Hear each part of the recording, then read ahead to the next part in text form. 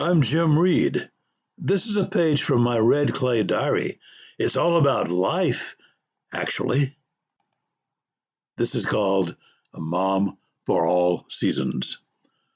Get ready for the holidays, a deep down voice intones. Why now? I reply to that deep and deep down inner voice. Get ready for the holidays, because that is where your mother resides. I snap awake. I'm half dreaming on my morning journey from Sleepland to Up and Atom land. Why am I cloaked in holiday memories on this particular day? Maybe it's the almost fall, nearly winter feeling in the air. Maybe it's just dusty old memories, shaken but not yet stirred. For whatever reason, I'm remembering the way Christmas and holidays used to be.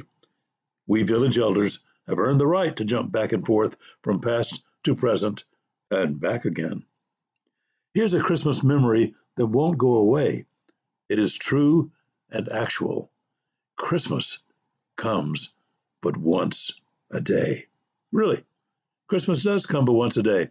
I can't keep it out of my mind. You see, my mother was a Christmas mother. Every holiday provided the excuse Mom needed for bolstering her own spirits and the spirits of those around her. Our little family on Eastwood Avenue in long ago Tuscaloosa, Alabama, was a Christmas family because of Mother. You see, Christmas was the very thing our family needed most to counteract the dead of winter, to bring light to the longest nights of the year, to give us a chance to once again believe in the idea of spring. Without the idea of spring in mind, how could we possibly survive the winter?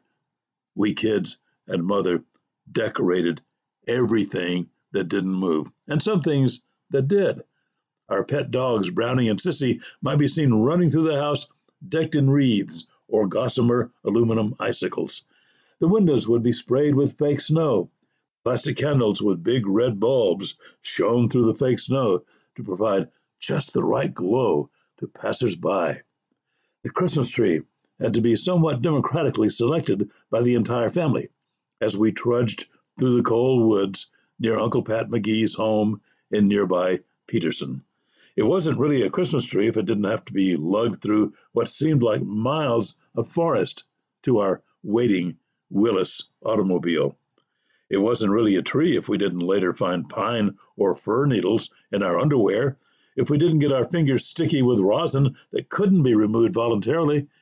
It couldn't be called a Christmas tree unless half the needles had fallen off by New Year's Day. Those needles were necessary to remind us in the middle of July, when we were still finding them under the sofa and in our socks, that yes, another Christmas just might come one day. Every part of Christmas was special to Mother and us kids. We got the tree up and decorated as early as possible, and sometimes did not take it down till February was threatening to occur. And every decoration counted. Every decoration was sacred.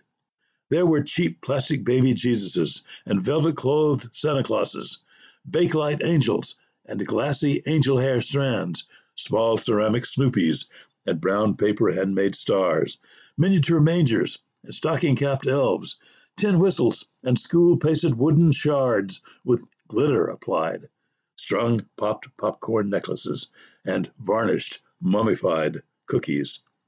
Mother's fireplace mantel was fully and carefully decorated and arranged with a mixture of kids' handcrafted stuff and store-bought doodads. The front and back doors were decorated. The lawn was bedecked. Even the bathroom door was all Christmased up. Christmas was the year-long idea, a month-long project, an intense array of garlands and gewgaws, clutter and array. So much was put into Christmas that the images stayed with you all year long, and in fact, all life long. Every and each time I smell ginger, or apples, or vanilla, or pine, or baking dough, or roasting pecans, Christmas comes back to me in a second.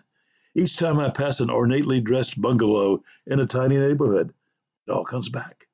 Every time I hear the old carols, whenever I look up in the frozen winter, to see a bright star or two. Whenever I see the expectant gleam in a child's eye, Christmas comes back to me.